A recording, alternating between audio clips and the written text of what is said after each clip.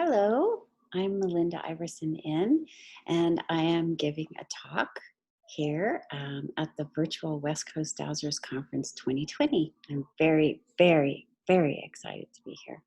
And I'm excited that you're here too. Let me just share my screen here and we can get started. Okay.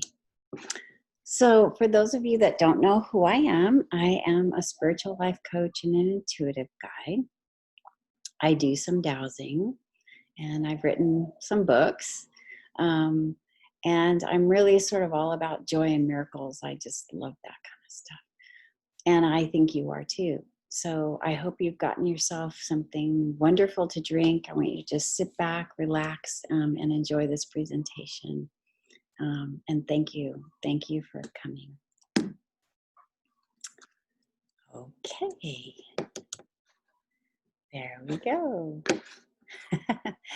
So again, this is called The Miraculous Joy of Dowsing, 3 Steps to Creating Dowsing Miracles. And this is for the West Coast Dowsing Conference 2020. And I'm Melinda Iverson. So let's talk about miracles. The definition of miracles, object of wonder, to smile upon. I love these ideas of miracles. And also this definition that is excites awe, amazement for a person or a thing or an act of some kind. So let's just start with this when we move in to the rest of our talk. So here's the content. Here's what we're going to talk about. Miracles are accessible to everyone. That's something I am going to repeat throughout this PowerPoint, this presentation often, because I really want you to hear this. Miracles are accessible to everyone. You can create them and you can have them. So what makes a miracle a miracle? How do we walk the miracle walk? And I have some examples of those that have. Miracle moments, 3 steps to dowsing miracles, and what you can do, right? So first of all, I want you to meet here Miracle Max from the Princess Bride movie. He cracks me up. He says, you rush a miracle man, you get rotten miracles. Well, I'm here to tell you there's no such thing as rotten miracles. Miracles are always wonderful.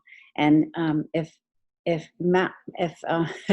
Miracle Max has taught us anything, it's that miracles can happen if you believe in yourself. And I love that about, and how to make a mutton, lettuce, and tomato sandwich. So what makes a miracle a miracle?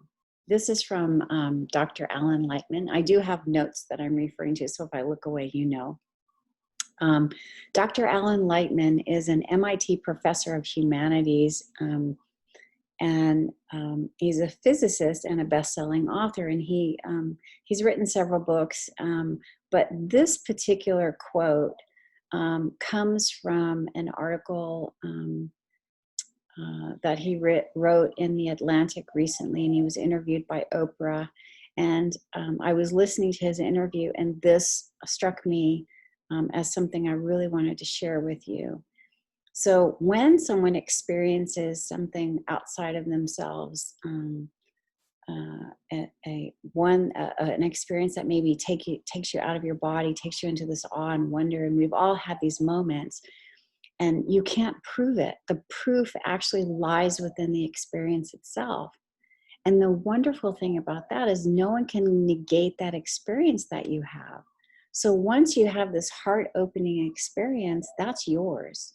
That's yours to keep. And it, if someone says, well, where's the science? Well, of course, there isn't any science behind it.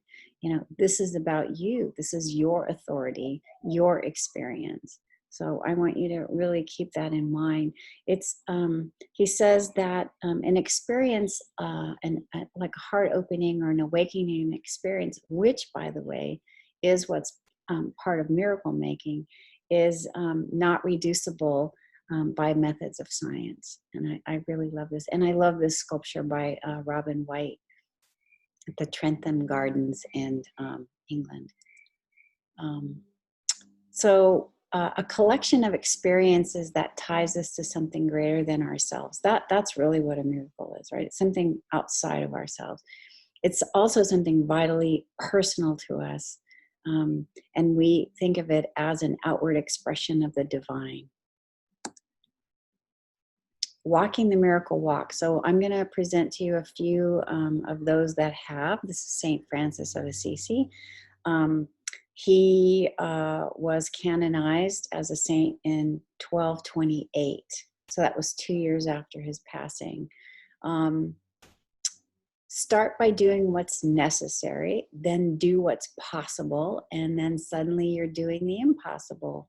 That's true, right? So you take the right action, you just start, and then things shift and change. And then all of a sudden you're doing something that you didn't think was possible before.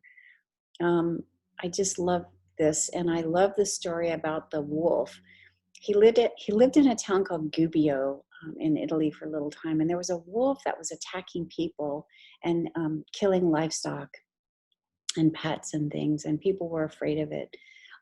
He actually confronted this wolf, and this wolf somehow, it's called early animal communication. This wolf laid down at his feet, and he made a promise to this wolf that the villagers would feed it and that it would stop attacking. And that's exactly what happened. So I just love that. So of course he became the patron of animals as well. And there's an animal blessing day in October where you can take your pet to be blessed at the church. So here's Saint Bernadette. Bernadette was an amazing young woman. She was canonized in 1933, so it took a little bit longer for them to see her as a saint. But in the grotto, which now exists because of her, where she saw the apparitions of the Virgin Mary, over 7,000 people have been asked to have their cures declared as miracles. And so about 70 of those have been signed off by both the church and Lourdes. So people have these miraculous experiences within themselves, but with all of the rigors of checking this out, apparently there's a checklist for what a miracle is in order for it to be signed off. And 70 of those were found to be absolute miraculous cures due to those waters. And she basically said, look, it's not the water, it's about your faith. You have to have faith and pray. And without that faith, the water's not going to have any virtue. It's not going to do anything for you. She was an amazing young woman who put up with a lot. This is Padre Pio, who I had the pleasure of meeting in Florence, Italy. He passed in 1968, but he had the stigmata for a long time. I believe at least, I don't recall how many years he had it, but quite a long time. And they have his gloves that he wore to hide those wounds. And he would say to people, pray and hope and don't worry. Really, that's part of miracle walking too, right? Is you don't worry because you have all this faith and trust in the divine. And so anyway, Padre Pio was amazing. And he had one other thing that I really appreciated about him was he did this rosary meditation. He thought it was super important. So we come back to meditation, right? Stillness. And what he said was, the person who meditates and turns his mind to God, who is the mirror of his soul, seeks to know his own faults, to correct them, and then he learns how to moderate his own impulses, and he puts his consciousness in order. So he was a big advocate of meditation, right? Using a rosary, but hey, meditation is meditation. And one of the funny things about him was that He compared the weekly confessions to dusting a room, right? So if you go to confess, you're cleaning, you're dusting out the room there. And he really did recommend the meditation twice a day. So anyway, it's all about introspection and retrospection. This is Amma, one of my absolute favorites. She is still with us. Amma is a Hindu spiritual leader, if you haven't met her, and a humanitarian. She, to this date, has hugged over 34 million people. I have had the experience of her hug at least 5 times, and each hug is said to lift a veil of ignorance. Wouldn't that be lovely?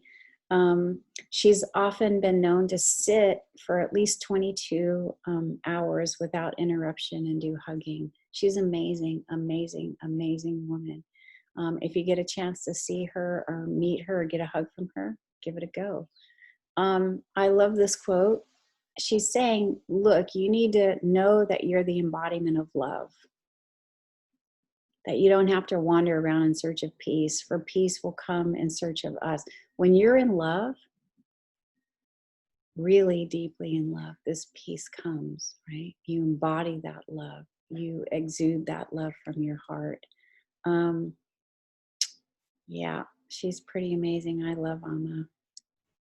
Now, Dogen, I want to talk a little bit about Dogen here. He was a 13th century Japanese Zen master. Now, Zen master just means, master means that he obtained enlightenment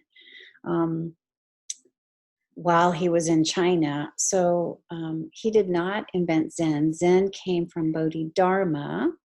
If you don't know Bodhidharma, you can look him up, who brought Zen from India to China. And Dogen was Japanese, so he went to China to study, became enlightened, and then took that and went back to Japan to begin his learning and progress and his dojos there. I think that this is a wonderful quote. Enlightenment is intimacy with all things. Yeah. So when you have intimacy with all things, that creates the opportunity for miracles. This is what we really want you to take away from this. When you have deep respect for all things, that's when the miracles begin to happen. Reverence and respect. Karen Ashley, Sky Dowser, most of you have heard of her, know her. Now, this is a miracle moment. This is what I consider to be miracle moments. To you, they may be everyday occurrences, but I love this story that she told me about finding her stolen car. Came out of her house one morning, her car was stolen, called her daughter. Her daughter came over, picked her up in her car. Karen had her rods with me and with her. Karen had her rods with her, and she was driving and was able to find her car with her dowsing. I love that. That's a deep faith, right? That's a knowing right there. This is a connection that I have, is what I'm hearing from her when she says this. I can do this. We can do this together. Cynthia Sue Larson, a very good friend of mine, told me a jaw-dropping story. She and her friend were in her kitchen, Cynthia's kitchen. They were getting ready to have coffee or tea, and she had opened the refrigerator to get out the milk, and she didn't have any. She had forgotten to purchase it. She closed the refrigerator door and heard this thud. And they both turned around. She opened the refrigerator, and guess what? In dropped a carton of milk. It had just been sitting there, and it just dropped in when the door was closed. Now, that's miraculous. And these things are starting to happen more and more. This can happen to you. She has many stories in her book, Reality Shifts, about this kind of thing. This is my friend Sylvia, Miracle Moments. I love this story. Sylvia is a wildlife photographer, and her company is called Conspiring with Nature. You can find her on the web. This is amazing. So she has an affinity with birds and wildlife as well, and she wanted to photograph some baby owls that were just coming fledging, and in a nearby forest. And there wasn't really anyone around, and the owls didn't come out when she means no one around. She meant the owls weren't really around. So they decided to go have dinner. And in the middle of their dinner, she gets this message: we have to go back now. They like got up out of the restaurant, left their food half eaten, and went back to the woods.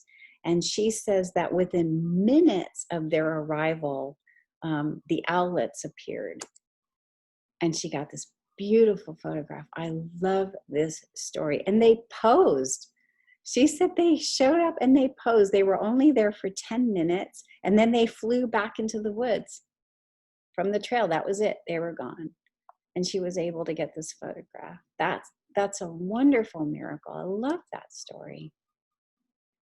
I had my own miracle moment, reality shift, where I was in Berkeley having lunch with Cynthia, my friend Cynthia. And these are earrings that I had that I had just cherished them. I had just gotten them in Hawaii. And I was wearing them, and one had slipped out somewhere in Berkeley. And when I got back to San Francisco, I noticed I was only wearing one earring. And I called the restaurant where we had met, and I asked them to look on the sidewalk, and I wrote Cynthia and I said, did it get stuck in your sweater when we were hugging? You know, what, yeah, what could have happened? And she suggested to me that I say to myself, wow, it sure would be nice for a reality shift, and you do this with joy and gratitude. And I had my one earring, and I kept thinking, wow, I'd really like a reality shift, and I'd love to have my other earring back. And they're such a wonderful pair, and I just love these earrings. And I did that for 2 days, and then guess what? It dropped in right on my carpet. I could hear the thud, and I just was, I didn't know what to say. I was jumping up and down. It was a real jaw-dropping moment, if you would say. I took my breath away, really. And this can happen to you. And I recently had another experience, but I'll share that with you later. 3 steps to creating dowsing miracles. Now, I did say that I would give you these creating miracle steps, but we know that there's no formula or guarantee, right? So this is like, this is like Tai Chi or yoga, right? The mastery develops over time, but these are things that you can do to begin to have that mastery.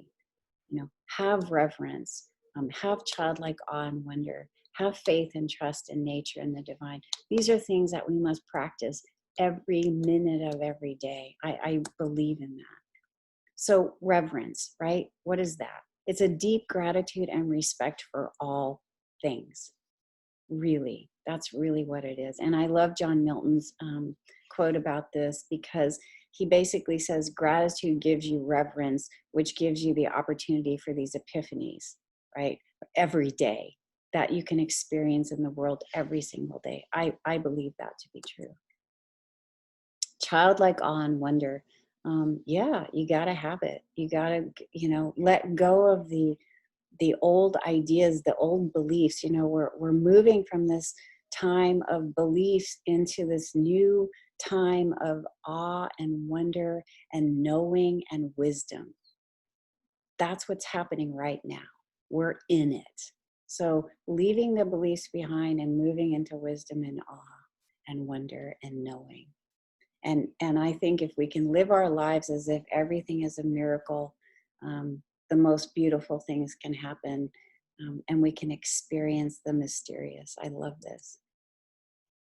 Faith and trust in divine and the divine in nature. Yeah, of course.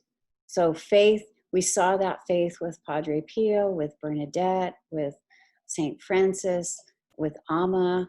You know, they walked this walk and are walking this walk as pure spirit. They paved the way for us to do this. And Amma is still paving the way for us. And what's interesting is that we don't have to experience the suffering that they experience. They are experience that suffering because there was a desire to remember that all things come from God. And if we can remember that all things come from Source, God, whatever you want to call it, then there's no need to go into this deep suffering that they had to experience in the past. It was part of their time. And I like Martin Luther King's quote, you know, faith is taking the first step, even when you don't see the whole staircase. No kidding, right? You just take one step after another, and you just keep moving. All fear is a sign of want of faith. Fear and faith, you know, can't live in the same space. And Gandhi was a miracle worker, as far as I'm concerned. So what can you do? What can you do to begin this, aside from those three things that we discussed about reverence and childlike awe and wonder? What are those other three things, other things that we can do to continue to live in a way that brings miracles? Well, Carolyn Miller, who wrote a book called Creating Miracles, says that practice miracle mindedness. And her definition is based on stories that she had heard from people who were in potentially violent and serious life-threatening experiences. And this is what they did, right? They behaved like someone who's fearless, who's well-intentioned, innocent, and ultimately vulnerable. And I highly recommend her book. Cynthia from Reality Shifters brings up this idea of calm, demeanor, and poise. I love that. Can you remain calm? You know, when energies are disruptive and toxic, you know, us as empaths, we're constantly up against this idea of being impinged upon by outside energies. But truly, the next level of that, once we start recognizing that we're moving up a level, is that when we bring in the calm and the poise and the love and the respect and the reverence, that deflects everything. And it's a practice, you know, like we said earlier about developing, you know, yoga or Tai Chi, creating miracles and living this miracle life as pure spirit takes practice every day. Let's see here. Okay, this is that I'm checking with my notes, so I'm sorry for the disruption. Seek stillness. That's a very important part of this, and this is from, again, Dr. Alan Lightman, who wrote Einstein's Dream, but he also wrote a wonderful book, another book, I think it's called Finding the Stars Off an Island in Maine. And this is where he talks about his epiphany and being this scientist and then having this spiritual awakening. And he goes into this idea of needing stillness now. He needs the silence and the spaces in his mind. He needs to be able to hear these tiny, subtle, you know, the delicate breath. And I think that's true. Oh, and as I'm saying that, an airplane goes by. So here's the next thing you can do, right? Nourish the breath within. I was reading Red Pine's translation of the Tao Te Ching, and this is verse 55. I couldn't believe it. I could not believe it. And I actually dowsed which verse to use, and they got me to this one. Out of the whole book, this is the one. If people can nourish the pure and balanced breath within themselves for 15 minutes, they will discover the principle of heaven and earth's immortality. If you can do it for half an hour, you'll get to the gate of eternity. What? Right? 15 minutes. So the key here is, what is a pure and balanced breath? That's something we strive for every day, right? Purity. What's the purity? The heart, um, the reverence, the respect, the stillness, pure and balanced breath. 15 minutes, that would be it. Like, then you can find heaven and earth for 15 minutes. It's those precious 15 minutes that we're all seeking when we're meditating and when we're dowsing, and whatever we're using as a divination tool. We're really looking for that. We're really looking for that pure and balanced breath. If you haven't read the Tao Te Ching, wow, I highly recommend it. Here's another thing, right? Know God and your angelic team are always with you. That's the faith idea. That's the faith. And so, Jesus said, hey, these miracles I'm doing, you can do them, and you're going to do a lot more. I absolutely believe that to be true. This is the King James version of that particular saying from the Bible, but I'm condensing it. If Jesus says, look, you can do this and more, count me in. I really want to be there. I really want to be there. I want to be one that can be doing this and more. And it's not from an ego standpoint. It's from a pure desire of service and understanding and enlightenment. I want to be of service. I want people to feel healthy and well and joyful and know themselves as miracles. So miracles are accessible to everyone. I'm repeating this. Look for them. They're there every day. The sun rises and sets. The birds sing. Your heart beats. You breathe. You don't have to think about these things. And physical transformations, or an earring dropping in, or a milk carton, or that moment where it says, go now, right? You're going to get that photo, go now. Those can take place at any moment. And are you willing to just do it? Like, go for it, when that call comes. Miracles. Okay, so here's some other things that you can sort of add to what you can do. Find a way to tune into the divine every day. That's really going to be important. And as Padre Pio says, he likes to do it twice a day, or did.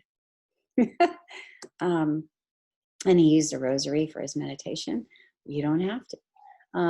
Spend more time with God, right? Source, the divine. When you are tuning in, you get the reassurance that you're on the right path. And by the way, you don't have to be a saint to perform miracles, right? You just have to be able to access the divine. If you can do that, then you're setting yourself up for miracles. So to end this talk, I really want to tell you that by the way, there is an alchemy to miracles. And there's got to be faith on both sides if you're working with someone. Non-attachment, yes, you expect something wonderful, but then you let go, right? You let go and you let source. And receptivity, being open to that. That has to take place on both sides if you're working with someone. Also you have to take into effect that there might be karmic experiences for whatever's going on. There may be something that needs to happen, a scenario for the soul's evolution. That's something we have to take into account as well. That's why we let go and let God, and we act as if everything is a miracle. So you don't want to judge your miracles, right? This is a little thing that happened. So yeah, Karen found her car. That's a small thing, right? No, that's huge. Nourishing the small paves the way for the big. So, dowsing a well or finding an object, that's just the beginning of what can happen. Taking that to the next level. Not being satisfied with just where you are, but really moving out there and stepping out, even if you can't see the next step. Go for it. It's amazing out there. Amazing. Trust, live in pure spirit. Practice that internal calmness. Every day, miracles happen every day, every single day. Anyway, I'm going to end this talk with this from Bruce Almighty, the movie, which is a great movie, by the way. And I love this quote. I thought it was so appropriate. God, of course, talking to Bruce, these characters. And the last part is probably the most touching to me. People want God to do everything for them, right? Help me, help me, help me. But what you don't realize, or what they don't realize, is that you have the power. You're the miracle. You can create these miracles. They can happen all the time. So please be the miracle. Be the miracle. I want to thank you for attending this talk. I'm so excited to share this with you. I know I didn't talk about dowsing, but I do have a book that's applicable to this. The subtle body is sort of a bridge to reality. And so this Dowsing the Etheric Body is available for instant download. If you want to explore this idea of miracles further, you can download it on my website. Sending you so much love and gratitude. Thank you for attending this talk, and many, many, many, many blessings to you.